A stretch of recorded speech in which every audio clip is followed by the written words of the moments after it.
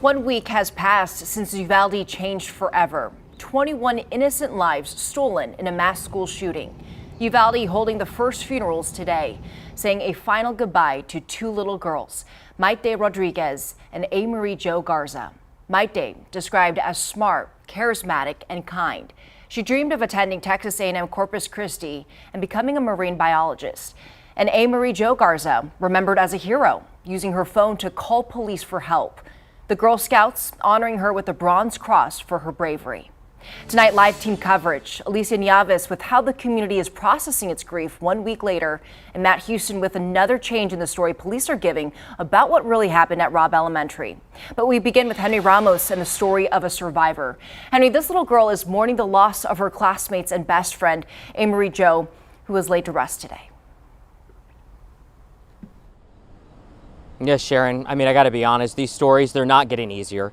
Khloe Torres, she's sad. As you mentioned, she lost her classmates, her teachers, and her best friend.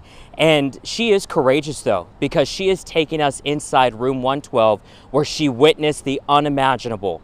But she is alive to tell her story. A brave 10-year-old. She was really the only big friend I had. Remembering the last moments with her best friend in class. We were told that we were going to go into lockdown. The terror was about to begin inside room 112. My friend was saying that it was really normal and don't be scared because nothing's going to happen. Khloe Torres is new to Robb Elementary.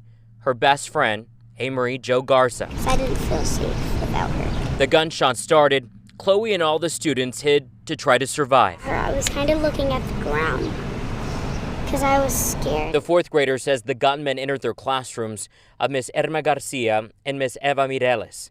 The 10-year-old recounting what her teachers did. She ran over to us, sat down, and started covering my friend. She started saying no because he said, "You'll die." And she shot my friend with the phones.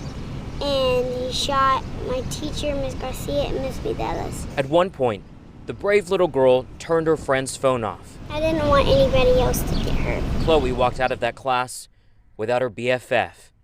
Amerie, considered a hero, was one of the students who called 911. She is also one of the 19 students killed. A week since the shooting, Khloe went back to Robb, a place where she met her best friend, the place where she lost her. I would tell them I love them and I'm going to miss them. We also asked Khloe what she would tell Miss Garcia and Miss Mireles, and she says that she would tell them that she loves them also and that they were great teachers. Khloe was carried out of Robb Elementary. She was covered in blood. She believes that she was hit by shrapnel in her forehead. And one last note about her best friend. You may have noticed Khloe in the interview. She dyed her hair purple.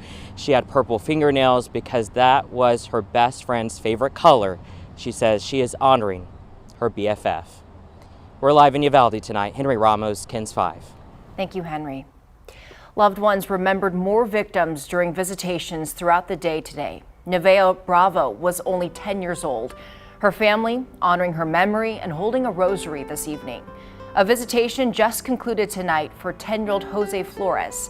He's remembered as being joyful and bright. He had just received an award for making the honor roll this year. The family of Irma and Joe Garcia mourning their loss tonight. Irma taught at Robb Elementary for 23 years. Her nephew says she died protecting her students. Her husband, Joe, passed away 2 days later. The couple were high school sweethearts and married for more than 20 years. They leave behind 4 kids. Their funeral is tomorrow. 10-year-old Ileana Torres will be remembered as at a visitation tomorrow. According to her obituary, she loved making people laugh, being silly, and playing softball. She was compassionate and made a huge impact in her short time on Earth. Jayla Seguero was also 10 years old.